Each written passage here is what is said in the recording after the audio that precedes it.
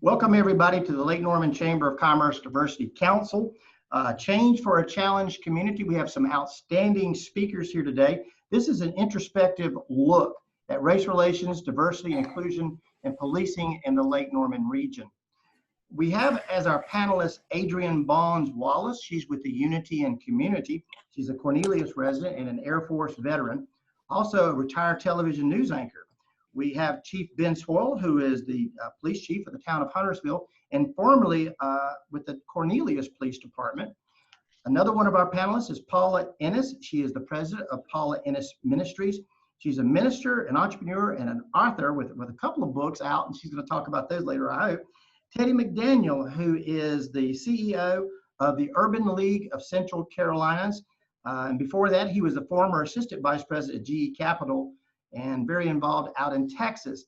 Our last panelist is Harold Rice, who is the new CEO of the Ada Jenkins Center. And Harold, I was on the board for several years as an active board member and also on your board as an ex officio board member. I'm really looking forward to working with you.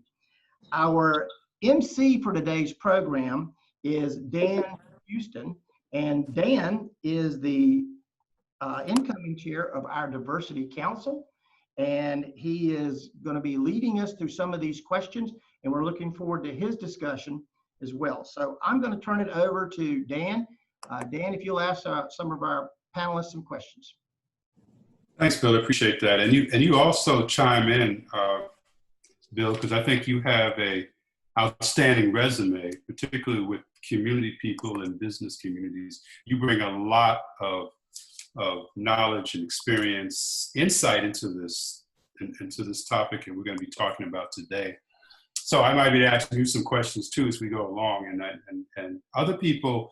I hope we can almost be like a dialogue. So if someone says something that you like or you really want more information on, please feel free just to talk, because we have you. Everybody's unmuted, and so when you say something, it's going to come front and center. If you sneeze or cough, you're going to come front and center. So if you slip, something. Anyway, if you're drinking coffee or something like that, you're going to come front and center also. So I just wanted to tell you that, when we think about this whole the theme.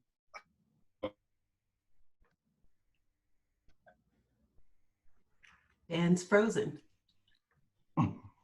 Hello. Human beings, throw your titles and your accomplishments and your experiences away, and just talk about how are you feeling now. I got this mixed emotion when George Floyd died. I got this mixed emotion. Part of me I was just drained and tired, and I felt depressed. I hadn't felt this way since my grandmother died 6 years ago. I was really torn up by that. And then I came downstairs and turned the TV on, and I saw all of these allies to African Americans, young white people, actually marching and saying Black life doesn't matter. And that lifted me up. But I still had these two feelings going on, and I probably have had these two feelings going on for the last 3 weeks now. But how are you guys feeling now? And I'll get to the general questions in a second, but I'm just curious about you as people, as human beings. Paula, do you want to start? Sure, I will. That's a great question, Dan. And I have to say, as a mother who raised two African-American boys, I can't say that I was depressed, but I tell you, I went right into prayer is really what I did for the families and for the mothers and for the extended families and for our culture and for our people, because we're all made in God's image. And he didn't say I have black and white and red and blue and green. He said, you're all one people. And so that's what I really started praying about, and just thanking God that my boys have told me stories recently that they've never told me before, but I've seen some of the things happen. And I had to just thank God that they're even still alive, because we got real close on many, many, many occasions where these boys could have died. And I guess the thing I thought the most as a mother is that could have been me. That could have been me. So I really, really, I cried out to God, though. I cried out to God and asked him, God, how much more? What is going on? Help us as a people. Thank you. Chief Halt, how did you feel? Well, first of all, I'm honored to be here, especially speaking from a law enforcement perspective, but personally, it's a very stressful thing to see with George Floyd, of course. I mean, nobody can explain how somebody could make a decision like that. What's difficult for me personally, and I'm going to speak personally, is, being a white Southern old guy who is also a cop, you instantly feel like you have no credibility on the topic.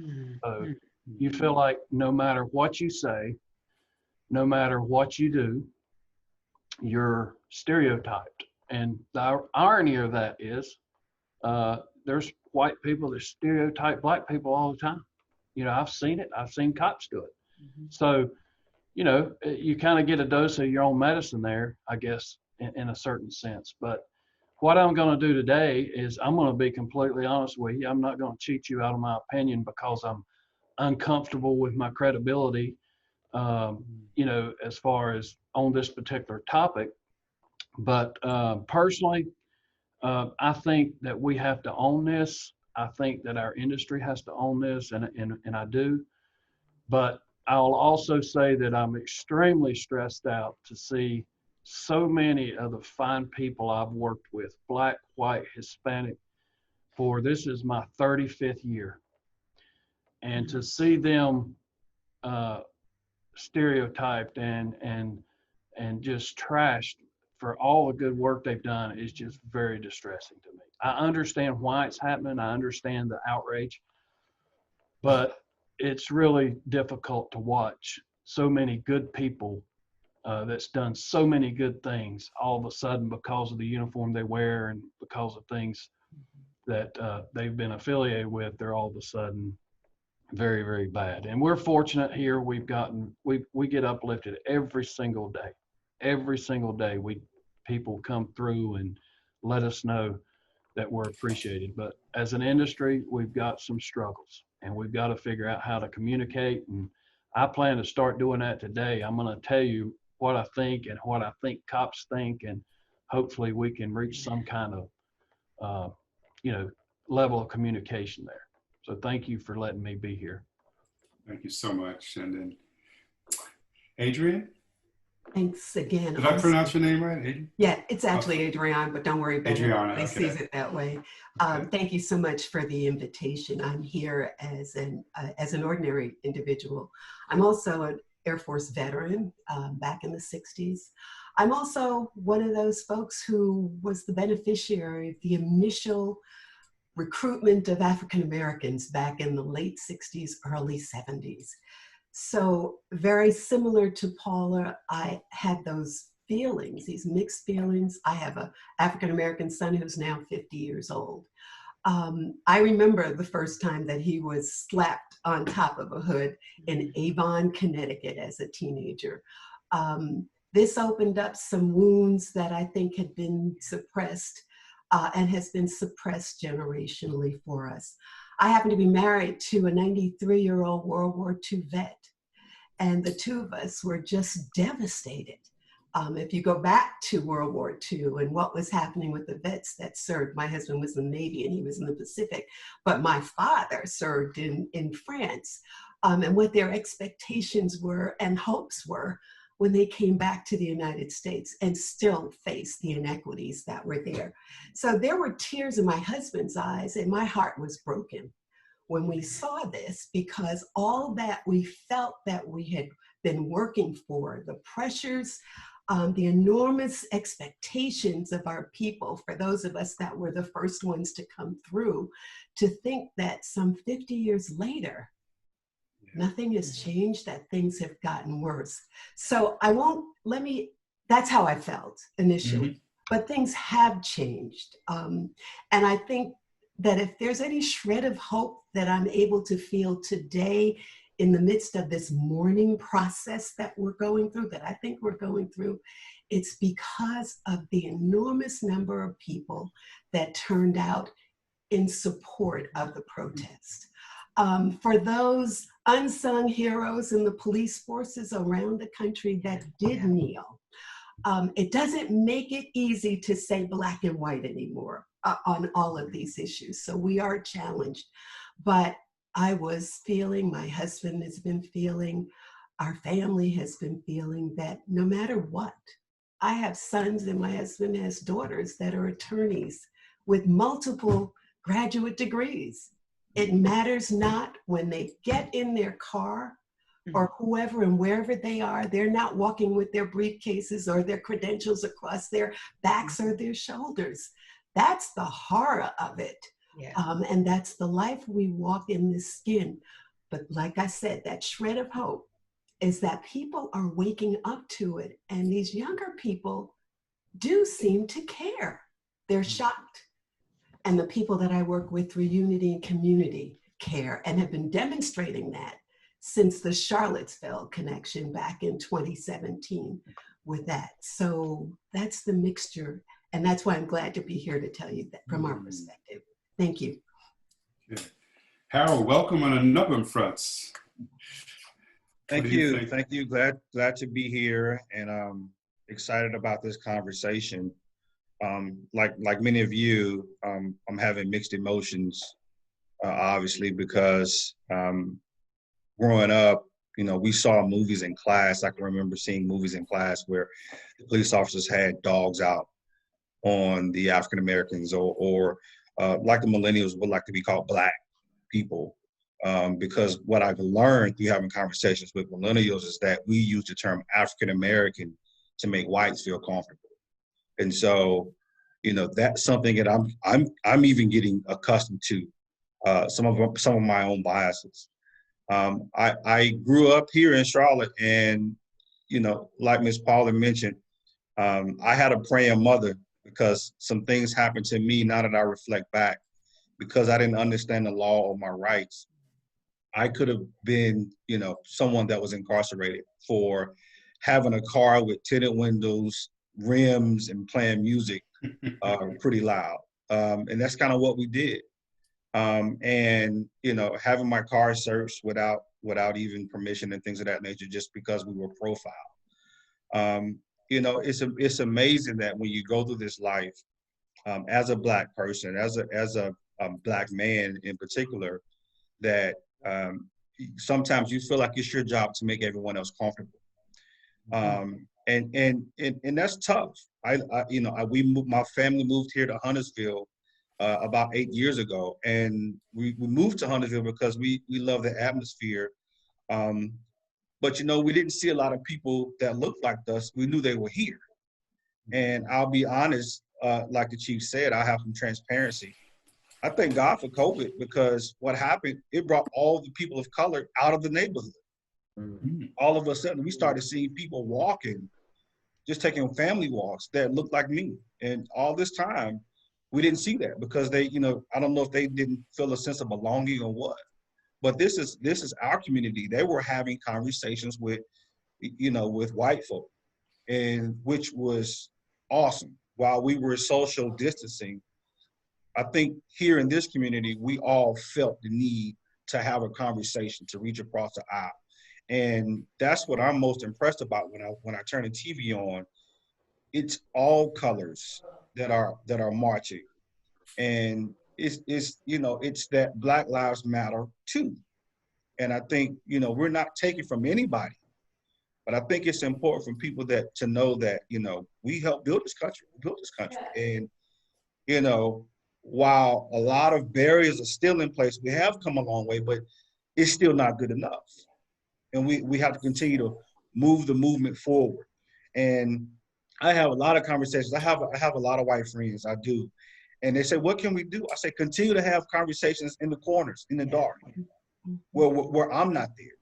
Bring those conversations out, and let's have a dialogue about it. And so, because, we're all of the human race,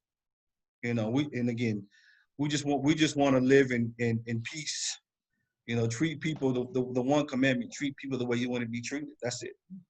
So look forward to this conversation. I'm excited. Thank you so much. And Teddy? I'm a 48-year-old black man. That's how I'll start. And I've experienced what I call the roller coaster of emotions over the last 2 or 3 weeks. Pain, anger, tears. I also happen to run a civil rights agency. And so I have to lead people. And I've been in Charlotte 3 years now, come August. But I grew up in Columbus, Ohio. And before I was in Charlotte, I lived in Austin, Texas, before Austin, Phoenix, Arizona, before that, New York, and college in Atlanta at Morehouse. And I guess I'll go back to 2015 or 16. I was in Austin, and this has ties to Charlotte. I will never forget turning on Good Morning America the day that the Charlotte area had the uproar over the Keith Lamont Scott killing. At that time, and I'm a news junkie. At that time, I didn't like watching the morning news. And I was the CEO of the Urban League in Austin at the time. But at that time, I'd almost become numb because it was happening almost weekly in different cities, black men being killed. And after that happened, I had to speak at a church in Austin. And I said to the crowd, and my parents went to college in Atlanta as well. My father chaired a Black Studies department, Dan knows him, for 8 years, and he's a musician. But they were in the civil rights movement. And I said in 2015, I never thought I'd have to fight the battles that my parents fought. But we do. And we got past that period, and then George Floyd and Breonna Taylor and Ahmaud Arbery happened. On top of COVID-19, might I add. COVID-19 did nothing but exacerbate long-held disparities when it comes to the Black community and Black people in jobs and especially health. But once Ahmaud Arbery happened in those cases, now we have racial unrest. And I now feel emboldened and empowered. I'm so glad to see Officer Hoyle on the call because we know that not all cops are bad cops, but we also believe that there are racist cops, and we're dealing with systemic racism. And when it comes to protest, I helped lead a Black Men United protest yesterday through downtown Charlotte. And we had hundreds of people, including the police chief and the sheriff. And we are unapologetic in not only the pride in our community, but the demands that we have vocalized when it comes to change. Because, and I said it from the microphone yesterday, there's one universal goal in all of this. We want Black people to stop dying. Like, and Harold's right. Like, all lives can't matter until Black lives matter. But Black lives matter too. You can say it numerous ways. And so it's funny hearing all of your stories. It's been a lot of prayers. I have 2 daughters. They're 4 and 6. And I've been in this job for a long time, but I mean, I got to raise them. And this is my third urban league. So I've been in 3 different cities doing virtually the same job, and I've got some experience. I actually think that there is a lot of hope now. I agree with everyone in that it's been great seeing those of a different hue to join this. But I challenge white people. I do. I do it publicly. Silence is complicity. And this racism thing is going to be solved by all of us. But you have to challenge perhaps your family members, your co-workers. When you see it, hear it, you have to challenge it, because this is about people. And too many times, whether it's the police situation with George Floyd, where other police officers watched as that man died, or whether it's in different areas and whites may know it's wrong or hear it's wrong, but not address it, we can't have that anymore. And I do think that with seeing multicultural backgrounds of people in support, they now get the message. And hopefully they will act upon it. I often say people will remember not what you say, but what you do. And so, you know, I'm really happy to join the conversation. I'm tired. I'm exhausted. Yeah. Because there are a lot of demands. But, you know, I just believe that God puts you in the place you're supposed to be at the right time. And so we do need to support each other and keep moving forward. The other thing I'll say lastly is, you know, I remind Black people and others, well, Black people specifically, we've been through worse. There has been a lot of progress. And it's tough, but as a people, we're resilient and have been since we were brought over here. And so I'm an eternal optimist, just by nature. I'm an optimistic person. And I try to see the good in people. So I do think that we've been through worse, and now we just have to galvanize. So at some point, we don't have to do this anymore. That's a good perspective. Bill, chime in. What are you feeling? Yeah, and you and I have discussed this a few years ago, and Adrienne was talking about she talked about Charlottesville, but the Charlotte riots that happened here.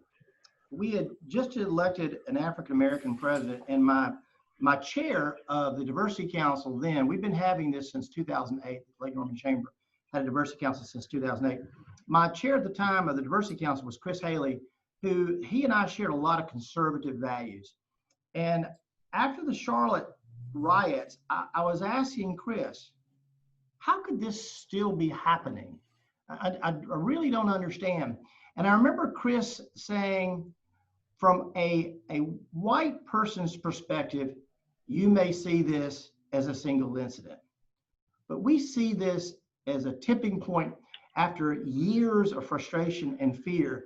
And then Chris said something that just startled me. He said, you need to step back from your whiteness and see things through the eyes of a Black man. And I said, I can't do that. And he said, no, you can't. But I will say this, and even though I'm disappointed 5 years later, we're still dealing with some of these things. When you see some of the, we've had very peaceful protests in all 4 of our lake communities. And I think the reason that they have been peaceful here, whether it's Huntersville or Cornelius or Davis or Mooresville, is the foundation that organizations like the Ada Jenkins Center with the community outreach, the unity in community that has brought. Thank you. You're welcome, Georgia. Oh, sorry. The sheer bringing people together through the unity of community. And when you go to a national night out and you see the police officers interacting with the residents and the kids and the families and the community policing that goes on, I think that's why it's a little bit better. It's not where it needs to be. We have miles to go. But I do think that these organizations, in particular yours, Harold, that you're now a part of, Adrienne, Bence, Hoyle, what your officers do day in and day out, I think that's making great inroads to making this a great community to live and work. We got a long ways to go, but I think that we can get there. Thanks, Bill. I have a few questions, part of it based on what you guys have laid out here, and part just some questions. Sorry, Teddy, I couldn't figure out how to work my technology to get them to you. But for the most part, just chime into these questions. I might ask one person to chime in. So I have some general questions, and I have some more specific questions. So I'll ask the specific questions of some of you, but for the first 2 or 3 general questions, feel free just to chime in as you feel led to do.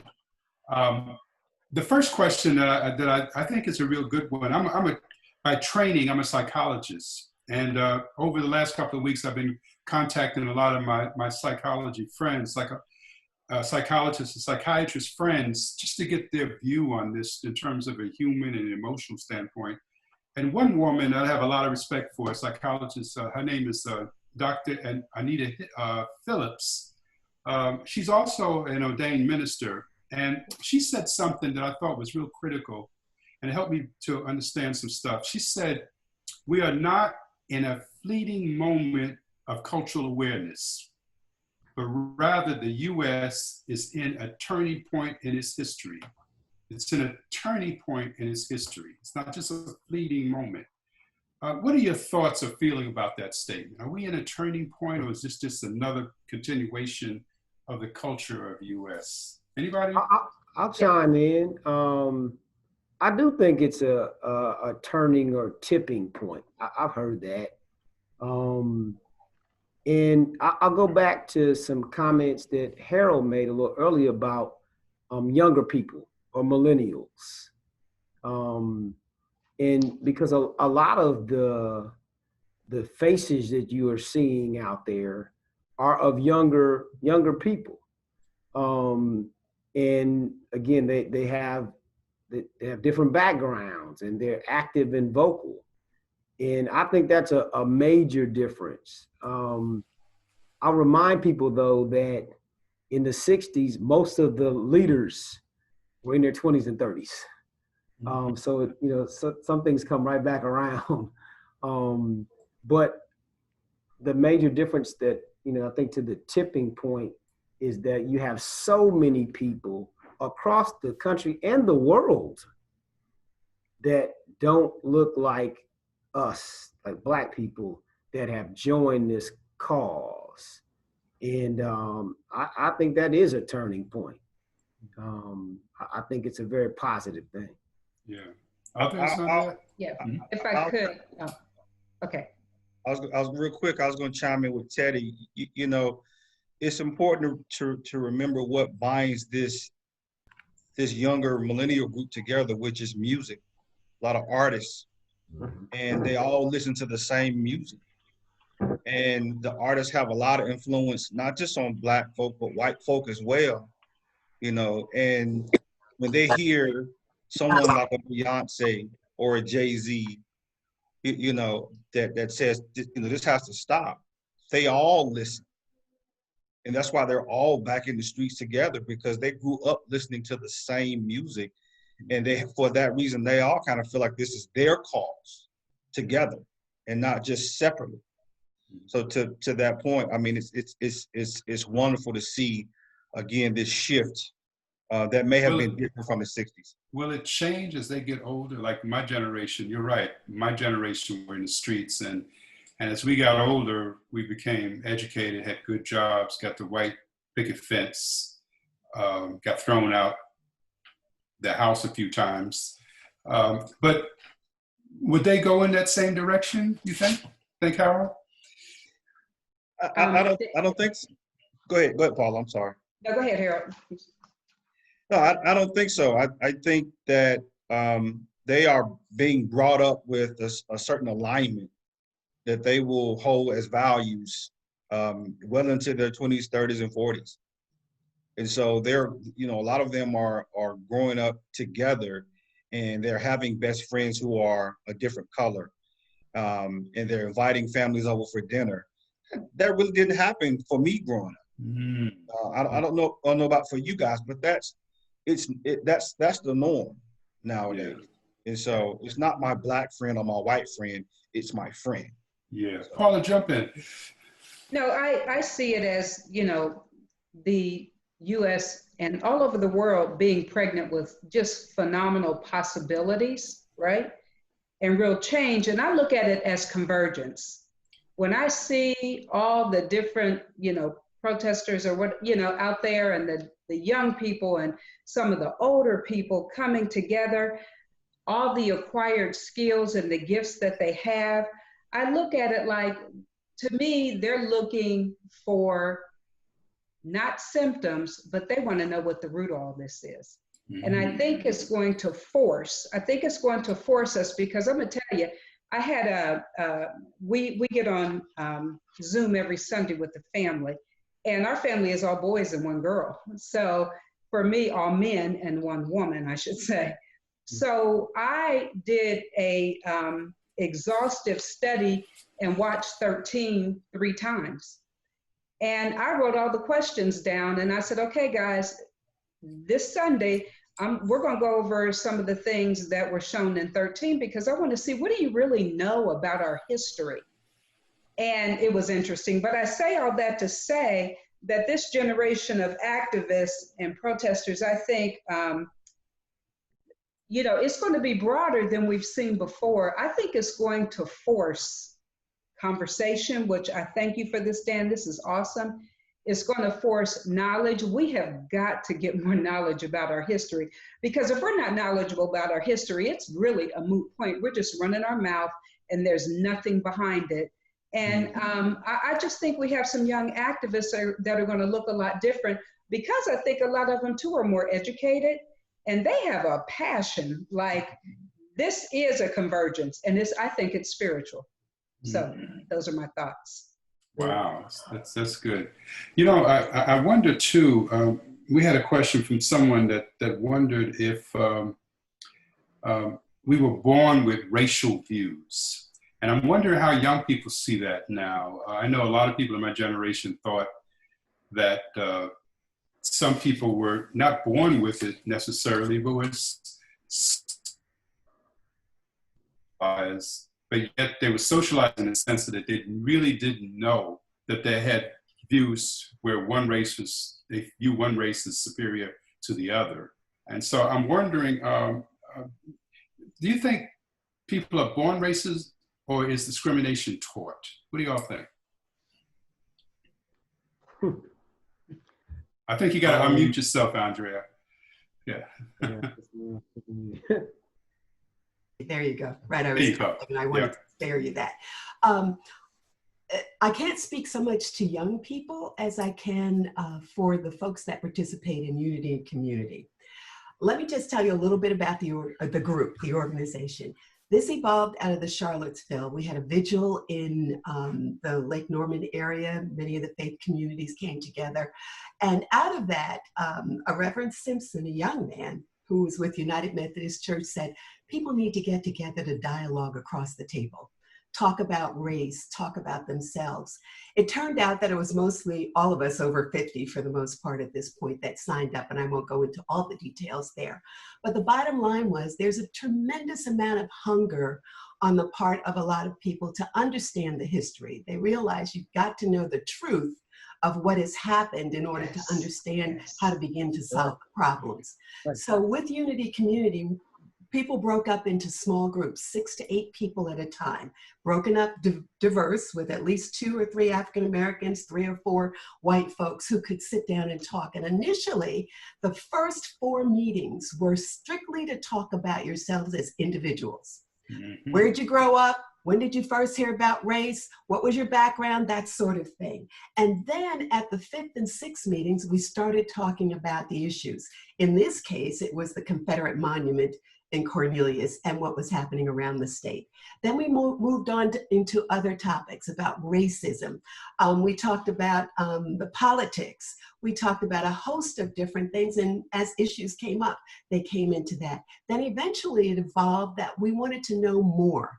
And so then a curriculum was developed so that we could go all the way back to the beginning and preceding slavery in the United States and around the world.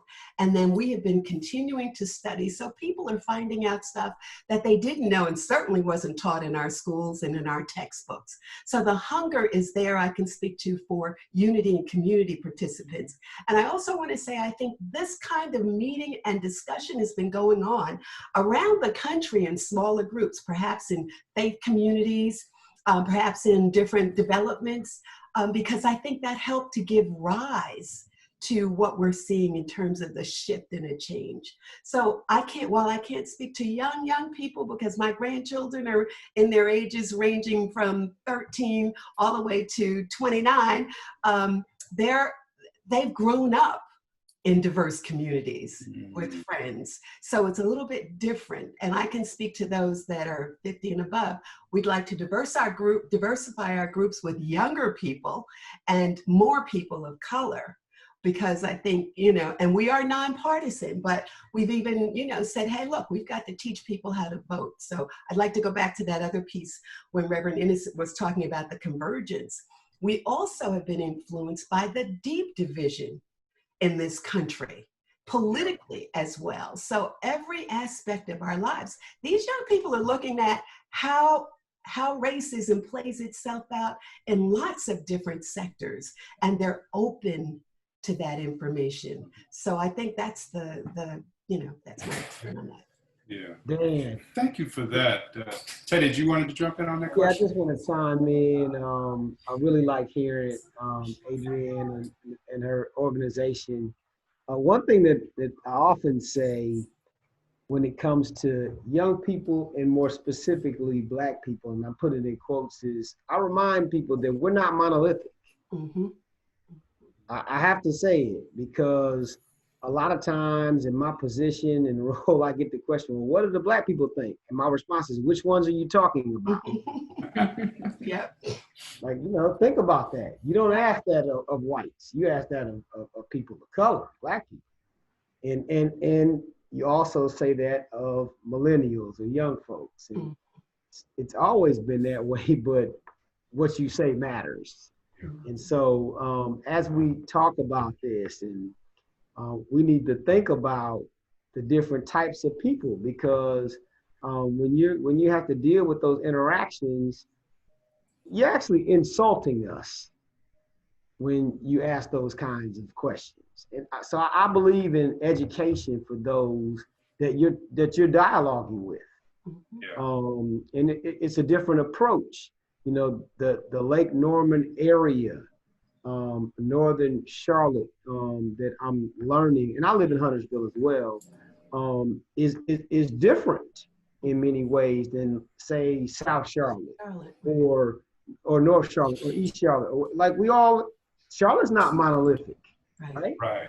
And so you have different communities within the community. Mm-hmm. I got exposed to Smithfield in that neighborhood up there. And so there's a lot to talk about. I caution those that just kind of group us. Right. And you raise a good question, because and many of you are saying this thing about having the dialogue, having the conversation. We need to speak. And I'm wondering, are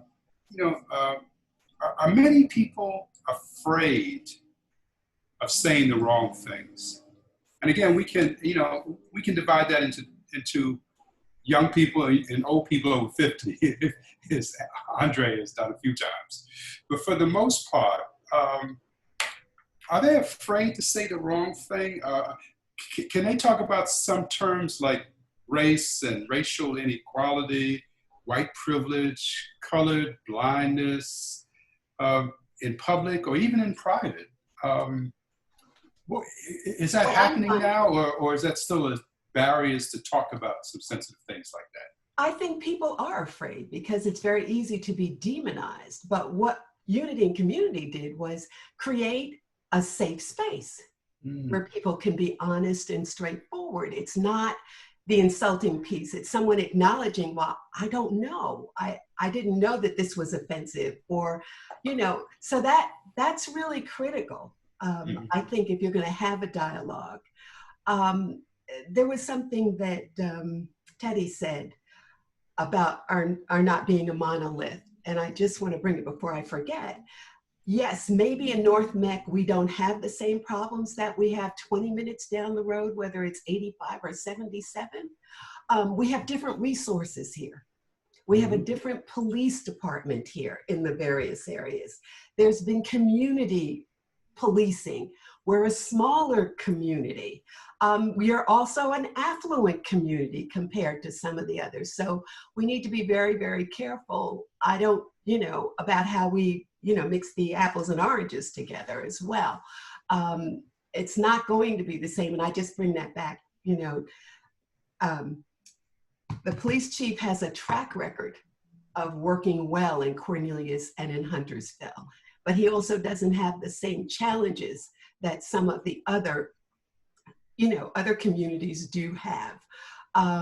So it's easier for us to say, well, hey, not that much is happening, even though that's not to say you haven't had your challenges. I know that there have been some things in the 3 areas, but, we have to be kind of careful in how we lay that perspective and say, oh, it's not here, but 20 minutes away it is. Yes. Well, if I could just chime in on the question was asked, are we afraid, are people afraid of offending other people, saying the wrong thing? I'm going to give you a perfect example of this. So I was raised in neighboring Gaston County on a farm, and I guess all my parents and grandparents were in the construction business, and I grew up in very rural environment. So I was police chief down here in the 90s before I was in Cornelius, and I developed a very close relationship with a guy. He was a leader in the community, in the Black community, and we got to a point where we really talked about things. We talked about difficult things. But one day, I called him up and I said, "What's up, boy?" Like that. I had no idea that was offensive, because to us, growing up, that's how we talk to people we were close to. Hey, boy, what's up? What's going on? Say that to everybody. Still say that to my kids, of course. But he got very, very offended by that, to the point that we didn't speak for about 3 months. Mm-hmm. Now, from my perspective, I had no clue, and I was offended that he was offended, because I felt like I was not aware, so I should have at least been aware before I took the butt chewing I took, right?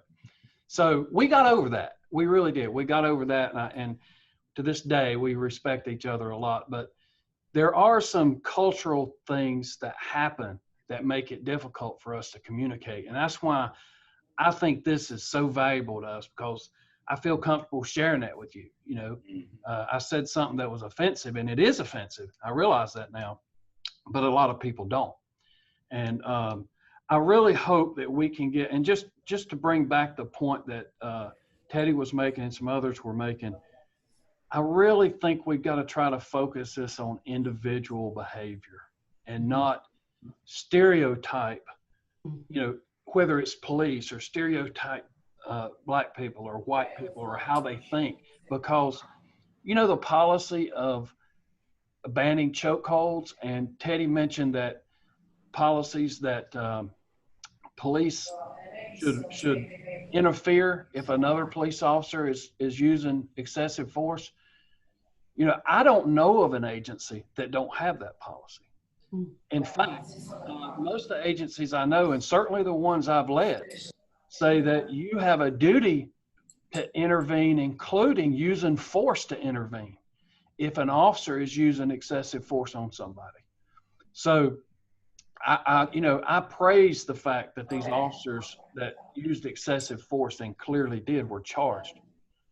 And I think that that's the key, is we've got to focus on individual behavior and not stereotype a bunch of people, because if we can use social norms to affect individual behavior and not label, I think that's going to be helpful to get rid of some of this, because there are people out there and we really should be focusing very heavily on them. What I really worry about coming up is, does the political pressure on these DAs cause them to overcharge?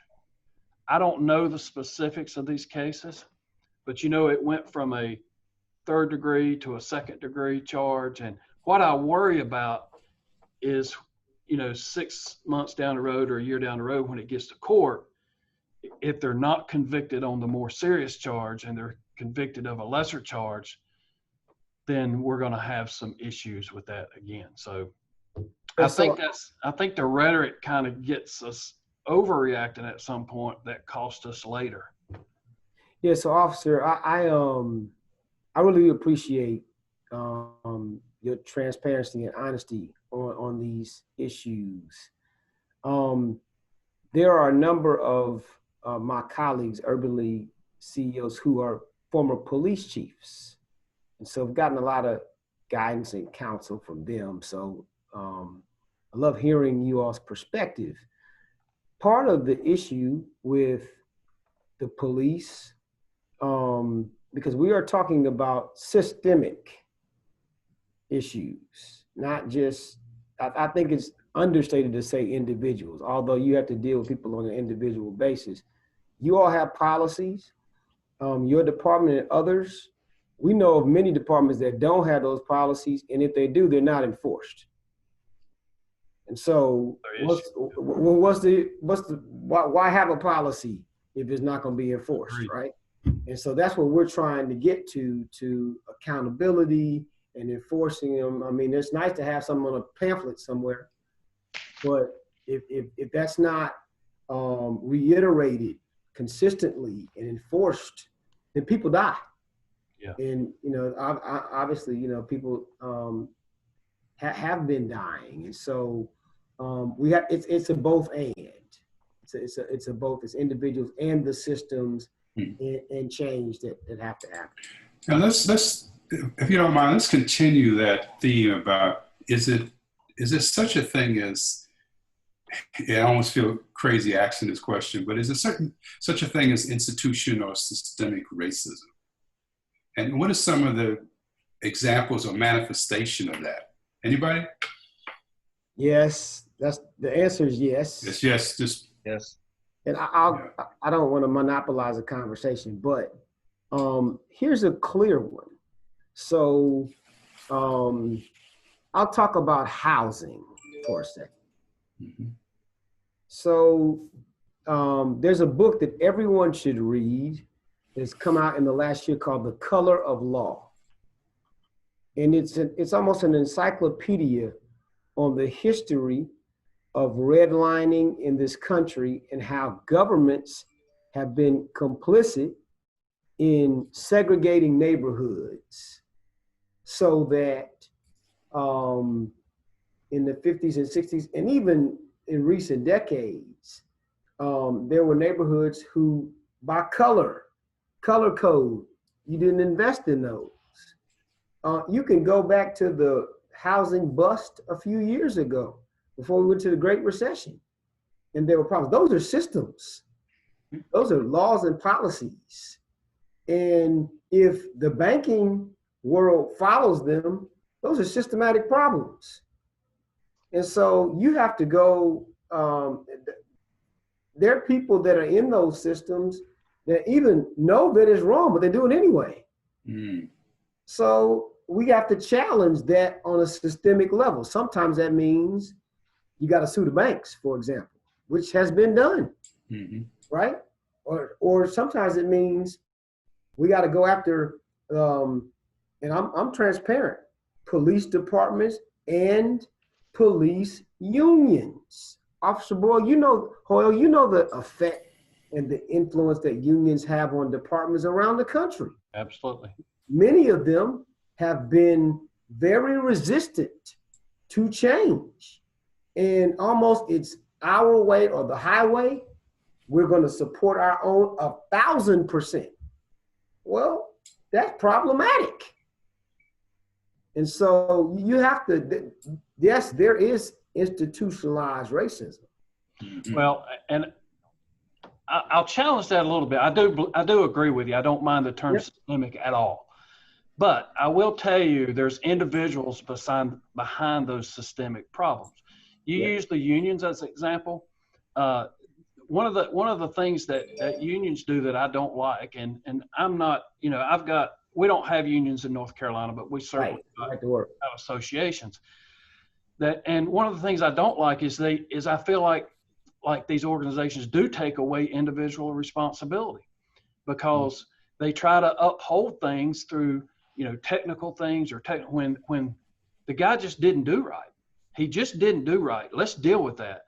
And I think with these systemic problems you mentioned, and I was going to come out and disagree with you and say, I don't believe things are systemic, but you make a great point, because if it happens enough, it becomes a systemic problem, because everybody went with the flow. It's groupthink. I think we have to get down to somebody in those situations. They're in a boardroom and they challenge people to say, why are you isolating that community to zone that community that way? Why are you zoning that community out? This doesn't make sense. This isn't right. That's what I mean by, I think these things get down to an individual basis at some point in time. And we can't have conversations if we're talking about, well, there's a system problem, when it lets people that are offenders of this problem say, it ain't me, it's the system. Right. And that's my whole point, is I really think it gets down to, we got to hold people accountable for their choices and their decisions. That's what I mean when I challenge. Now, that's not excluding holding systems for responsibility. And the system is always, we say this thing, the system. Anybody want to talk a little bit more about that? Harold, you're going to be leading one of the largest nonprofit agencies here. You do a whole bunch of work with the underserved. How does that mix with the system, mix with what you're doing? I was going to follow up with Teddy's comment regarding housing far systemic. One thing that has masked itself here recently is SID, source of income discrimination. Which is, if you show up with a voucher or some type of third-party payment, then I use the term property provider. I don't use the term landlord, because that's an oppressive language that we still use. They will disqualify you because of third-party payment, but it's a source of income discrimination. Again, how does that start? Where does that root from? The other thing, really quickly, and again, I like to highlight Ada Jenkins, because they were bold enough to be intentional about adding diversity, especially at the leadership level. You have over 97% of the nonprofits are white-led in this greater area, yet 97% of the services are received by people of color. And why aren't people of color having more opportunities at the leadership roles?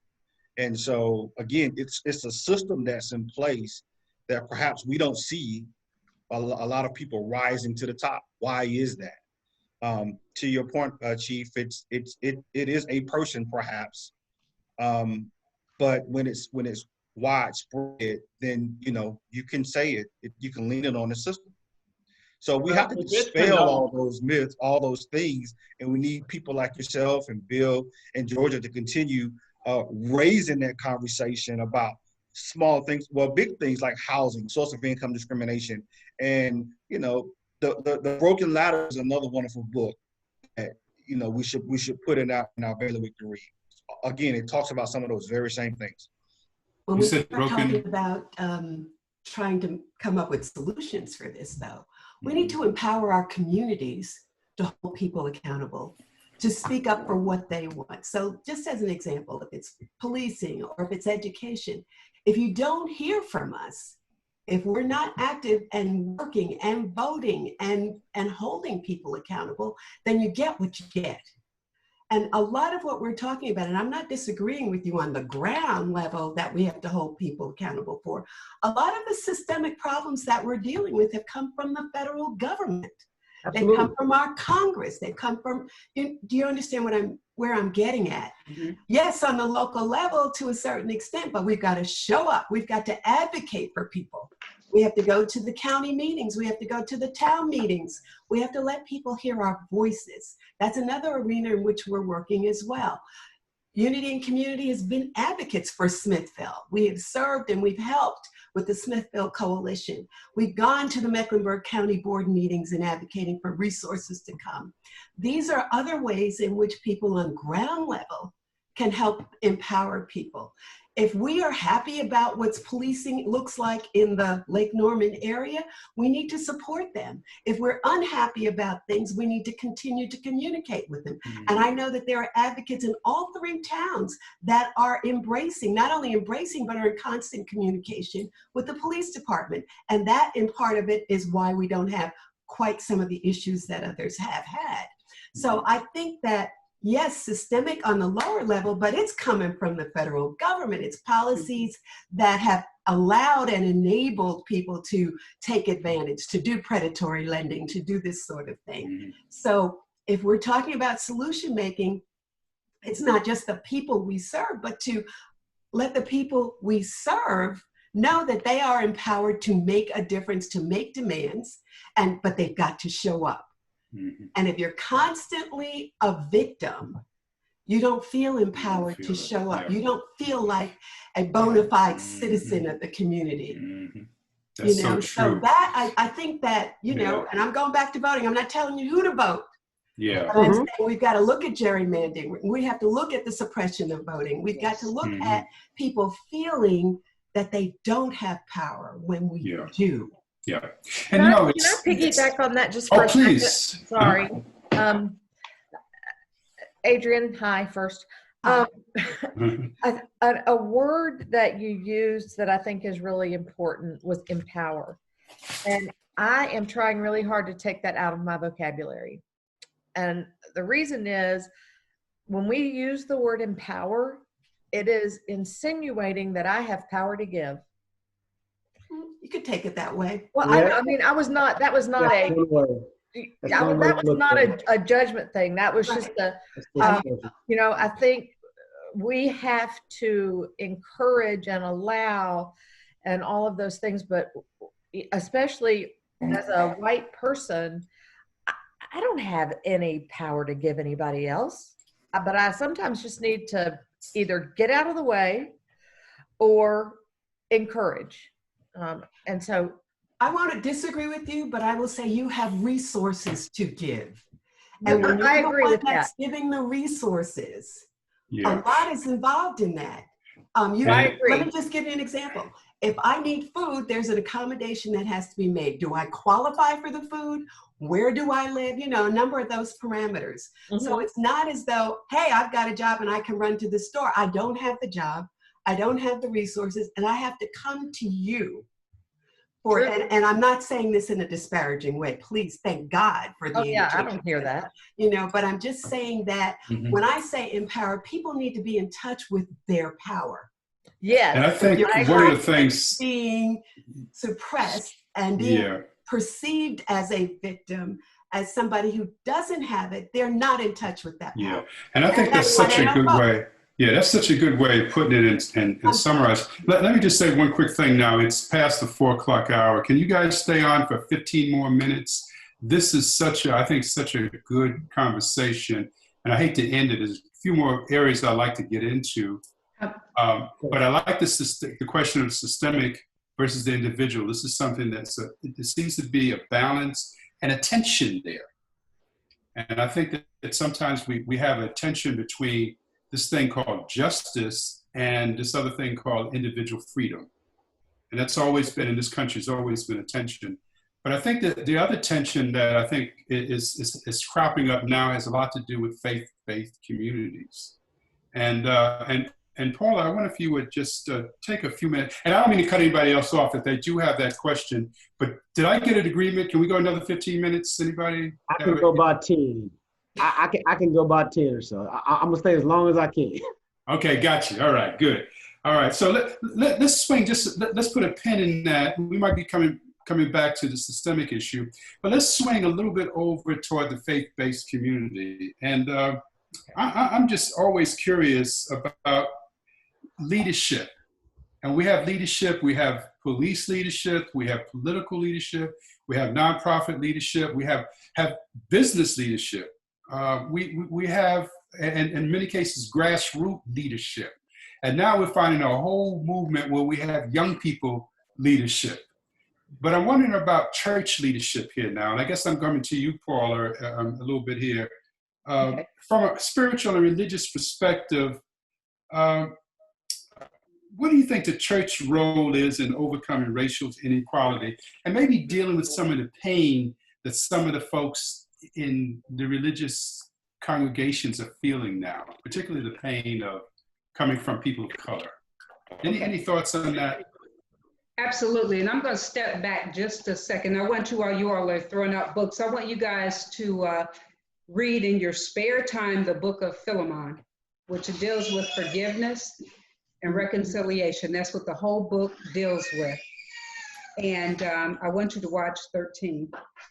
And one of the things that Martin Luther King said a while ago is it's appalling that he said, I'm sorry, one of his quotes was racial segregation in America. And it's really appalling that one of the most segregated times in America today is when you all, when is it? Sunday. 11 o'clock. Sunday morning, absolutely. It's the most segregated time in the country. It's the most segregated time in the country because our churches are not segregated. 90% of the African Americans worship in African American churches, and 90% of the whites worship in white churches.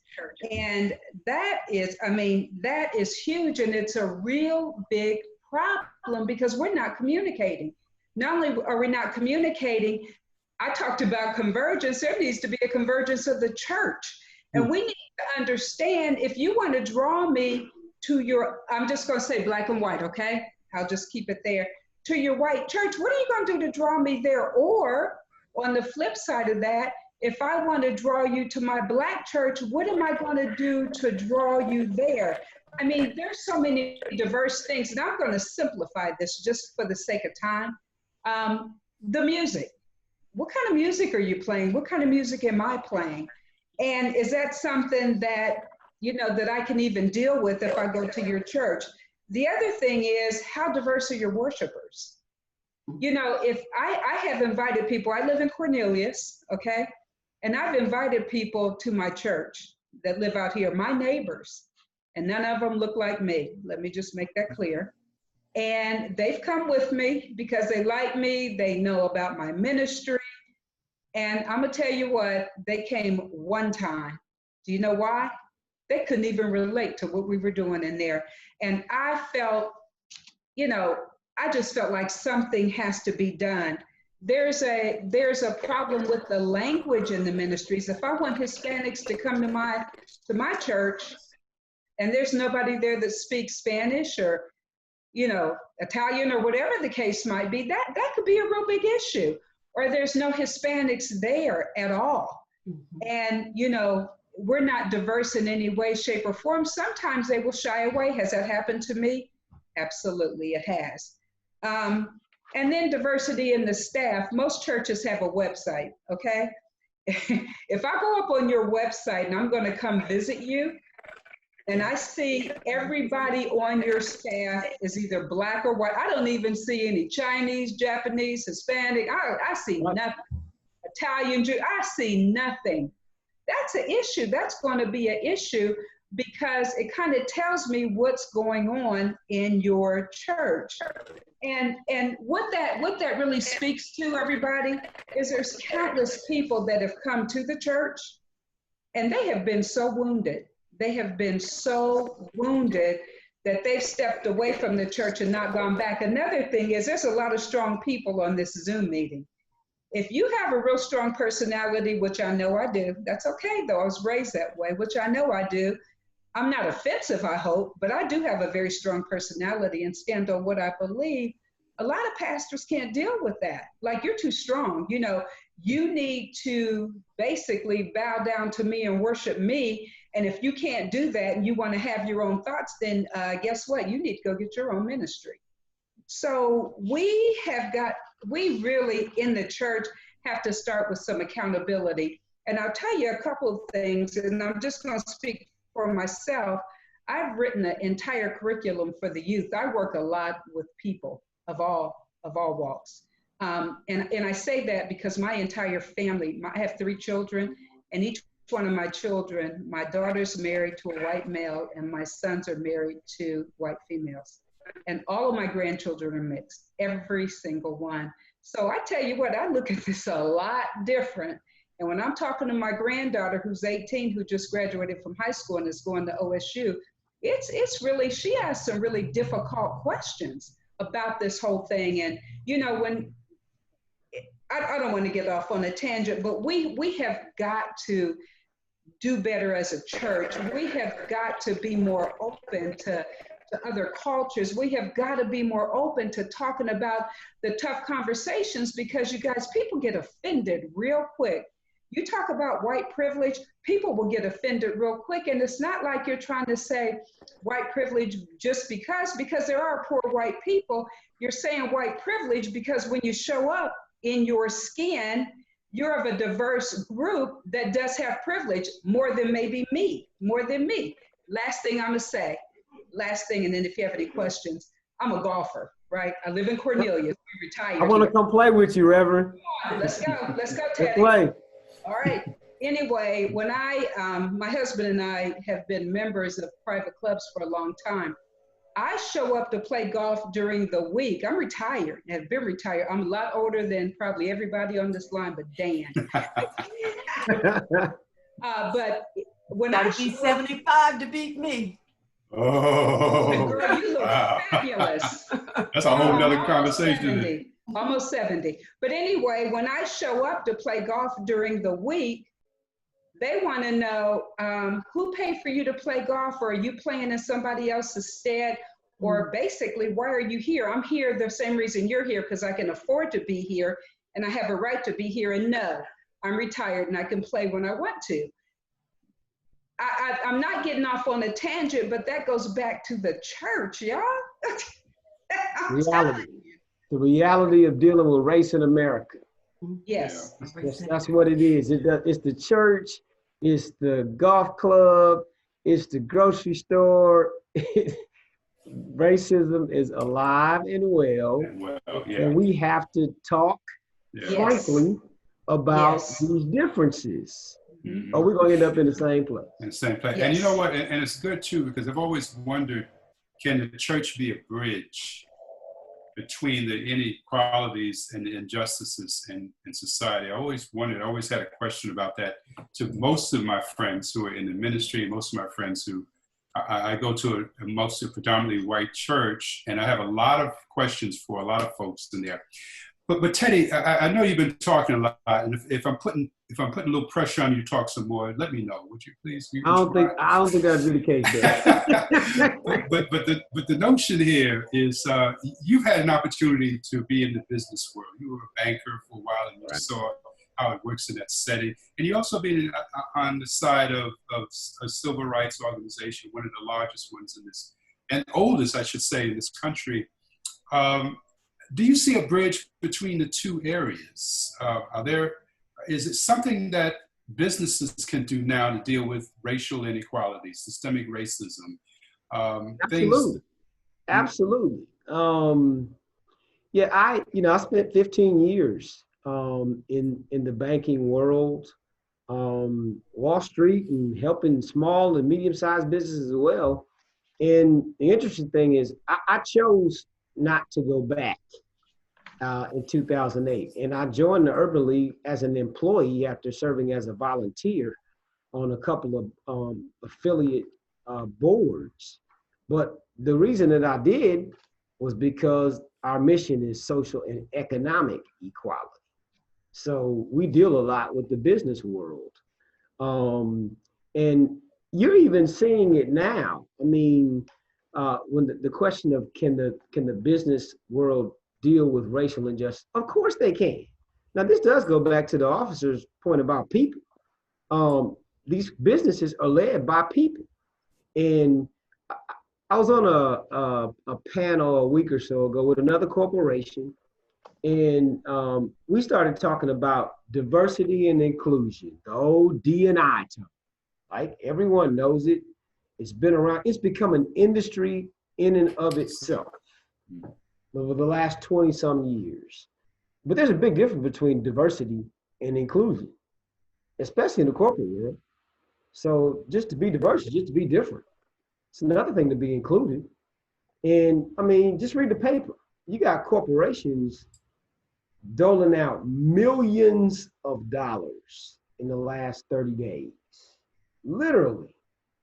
And a lot of questions are being asked to those business leaders, because to some people, that's a way, and that has happened in Charlotte, where one strategy is, hey, let's throw some money at the problem and walk away. It happens. Like they're business people, and they all got, the big ones especially, have foundations and social responsibility, allocated dollars. And so with the questions that have to be asked are, what are we going to do with this money, right? And what kinds of things can you all be partners on? So I'll go back to diversity and inclusion. We're asking questions. Just how inclusive is your board of directors? And just how inclusive is your senior team and your middle management team? Because those people, they don't take the mask off of being Black when they come to the office. They're the same. They can't strip it away. And they have community. And oh, by the way, they work for you. And many of them, because of all kinds of discrimination, have been passed over, lack of opportunity. So I believe, and I saw it firsthand, there is systemic racism within corporate America. That's a fact. I can send you to numerous studies on that. And many business leaders have admitted it. But what does that mean? Right? Okay, you can admit it. That's why D&I became popular. So now what are the strategies? We believe that diversity and inclusion from corporate America is a return on your investment. If you're a corporate leader or business leader and you sell a product and a diverse population is buying your product, well, you need return on that investment. Mm-hmm. And the people that sell it for you and work for you, you need return on that investment. So we believe diversity and inclusion is because, remember that for-profit businesses are in the business of making money. That's what you're there for. Some of them have social missions, and that's great. But if you don't make money, you go out of business. Mm-hmm. And Bill, I have two more questions for you guys, and then I'll let you guys free fall if you want. But Bill, I want you to chime in here as president of an extremely active chamber for a number of reasons here. Part of it is your leadership, but also what do you feel about what Teddy's saying now about the responsibility of businesses and how are we doing with that in this particular Lake Norman area? Well, absolutely. If you're going to be a vibrant, successful community, you have to be a diverse community. You have to see things from different perspectives. I'll tell you something else that I think is extremely important. You have to create the housing in your community. And I've served on the board of Habitat for Humanity for the last 6 years. We have a lot of folks who they serve in the police department, our fire department, our teachers, who really can't afford to live in the community they serve. And so we have to do a better job with housing and making sure that we have the equitable housing that they need to live here so they can continue to serve and support. So that's another thing we need. But I agree with Teddy. You can't be a successful community. You can't be a thriving community without diversity. Thank you for that. Now, Chief Hoyle, I'm going to send you this conversation, this piece, and then Adrienne, I want you to close this out with however you want to close this out and summarize what we've been to. But Chief, I'm wondering, one of my colleagues asked me to ask you this question, and he saw a difference between what he referred to as protect and serve mission versus what he referred to as a use of force first policy. And I don't know if that's part of the culture or not, but he wanted to know a little bit more about that. And I guess his implication is, what can the police department do to do more community policing, or bring the community together? Because I think a lot of people are really in pain, but they're also hopeful that maybe something with leadership like you, something can be done. What do you think about those two terms, and then what can be done? Let me talk about use of force first. And I think that varies greatly depending on the environment that the police are in. So we're fortunate up here to be able, use of force is definitely not a first choice for us. In fact, it's a last resort for us. And we're privileged enough to be able to use a lot more discretion. But I will tell you, there's times when an officer gets in a situation to where he feels like it's life-threatening. He feels like it's a last resort. That's why I'm so opposed to getting rid of less lethal weapons. Back in the day, we saw the dogs chewing on people's arms, and we saw the batons flying. And I feel like that we need that interim step to go from hands, fist, or feet to deadly force. There's got to be something in the middle. And I believe holding officers accountable for violating that is critical to making sure that we put the right culture in place. But I will say that my experience has not been a use of force first. I have seen plenty of excessive use of force, and I've seen these individual things. And I think it gets back to, I really loved what Teddy said about diversity versus inclusion. If you think about that, to me, he's saying inclusion is about individual responsibility. You put me on the board of directors to be diverse, but do you value what I say? To me, that really gets down to, from the police officer standpoint, do you value that person you're serving?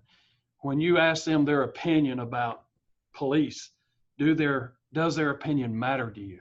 Are you willing to make changes to fix those opinions? So, it's hard for me to judge use of force, the use of force question, because it really depends on the situation. I can tell you from an organizational standpoint, use of force complaints are the biggest risk, the biggest liability, not just in terms of lawsuits, but in our relationship with the community. Use of force is the single biggest thing that affects our relationship. So I think it really depends on the agency you're talking to as to whether that's true. Yeah. Before Adrienne closes out, anybody else have, Harold, anybody have a comment they want to, a concluding comment they want to make? Can I just make a comment on what Bence was saying? Please. One of the things that has been nice for us at the Ada Jenkins Center is that because of the chiefs of all three North Mecklenburg police people, the relationships have been so strong, and it has been important to us and important to them that there are officers in our building or in areas where we're doing programming. Like, for example, we have our dental service also takes place at Huntersville First Baptist, and we have officers who will come through. And the point is just to get to know people so that there's a relationship there, not a, oh no, they're here to get me. So that there can be relationships, bottom line. And so that's been a real gift for us to have that culture between the three departments. Okay. For you me, so much. two quick things. One, I grew up playing football at the police academy in Charlotte. I still volunteer there today. And what was really helpful for me as a child coming up was seeing those officers that were volunteers in their plain clothes and building a relationship. And when we saw them as an officer, we weren't afraid because we had a relationship. So if there's an opportunity to continue building relationships outside the uniform, I would definitely encourage that. The other thing is, George and I spoke about this earlier today, back to providing a safe space. I think we should continue those conversations. If people haven't been a part of the Race Matters for Juvenile Justice workshop, I think, being involved in that, that was eye-opening. I stood outside and talked for over an hour one day at a facility, and I pulled my child out of the facility because my eyes was open to what was going on at the facility as a result of the Race Matters for Juvenile Justice. It just was plain and simple to me. But again, implicit bias is a real thing. Having these conversations is a real thing. Providing a safe space for both people, for everyone to have a conversation is key. Thanks for that. Andrea, why don't you close us out before we turn it back over to Bill? Well, first of all, thank you all for this opportunity to do this. From my perspective, the piece that's really critical is that we are talking now. Mm-hmm. And if we respect that everyone on every level needs to be involved in the conversations, irrespective of their socioeconomic or their demographics or whatever, I think we have an incredible opportunity to move forward on all of these discussions. We need to collaborate. That's obvious. We see collaboration taking place. We need to push this forward. Even if the pandemic is done and people are back to their jobs, I think that there has to be some mechanism that enables us to move forward. That's the only sliver of hope within faith and our communities overall. So that's how I would kind of end it, that we've got to continue to work together, broaden it, respect what everyone brings to the table, and hold systems and people accountable on all levels. Thank you. Hey, Dan, can I throw one thing in? This will be real quick. When we get on this again on the Zoom, Bill, I would love to talk about the reason why churches are so segregated. Mm-hmm. And we have to go back and look at Jim Crow, and we also have to look at Brown versus the Board of Education. The other thing, Dan, you asked about institutional racism. We have got to talk about the penal institution and African Americans. Yes, we have got to, because I tell you what, you talk about that, get a lot of solutions. Yeah. And it's so funny because the church has been a leadership in that whole area. Mm-hmm. Okay, it's back to you, Bill. Well, Dan, when we started this thing, I said it's going to be very difficult for us to be able to do this in an hour with the speakers that we have. And again, having Adrienne Baughns Wallace from the Unity and Community, excellent input, and thank you. Chief Bence Hoyle, who I've known for quite a while, and Bence, thank you for your leadership, and thank you for what you do down there for the town of Huntersville, what you've done in the town of Cornelius. Paula Inniss, it was wonderful meeting you for the first time, and I agree, it sounds like we have one of our first topics when Dan becomes the official chair of our diversity council. Maybe we can have a roundtable discussion on faith as we move this discussion forward. Teddy McDaniel with the Urban League, it's so good to see you again. I enjoyed meeting you a couple of years ago, and I love the dialogue that we had today. And as I mentioned earlier, Harold Rice, I'm so looking forward to working with you. You got some big shoes to fill with Georgia Harris Kruger, who has done a magnificent job as the director of our Ada Jenkins Center. Again, and it was great having her. I didn't know she was actually going to be on the call today, but we were able to get Georgia in. Dan Houston, fantastic job today pulling these questions together. Yes. For those of you watching, again, Dan Houston is going to be our incoming chair of our Diversity Council. We're going to have a fantastic program in August where we have the women's conference coming up. And hopefully the governor allows us to be able to pull that off, because we have over 100 women that want to be part of that discussion. I'm Bill Russell, president of Lake Norman Chamber of Commerce, and it's a real privilege to serve the 900 businesses here in the Lake Norman region. We have a wonderful community. And as I mentioned earlier, I think the foundation that is laid by Ada Jenkins and our churches and our civic groups and our Rotary and our Kiwanis, the Ada Jenkins Center, all those organizations, and the Chamber of Commerce through our Diversity Council makes this a great community to live, work, and visit. Thank you, panelists. Thank you, Dan. If anybody has any questions, they can look out to our chamber website at lakenormanchamber.org. And thank you, everybody, for joining us today. Bill, tell people where this is broadcast to. Well, again, the Chamber of Commerce is going to host this on our website at lakenormanchamber.org. We're going to disseminate it through our social media, our Facebook page and our YouTube, our Twitter, and also we'll make sure that we get that to all of the speakers and panelists as well, and send it out in an email to our folks. So again, we should be able to get this dialogue and message out. And again, let's hope we can change some of the stuff going on. Start it right here. Let's go across the state and country. Thank you. Thank you, guys. You've been wonderful. Thank you guys so much.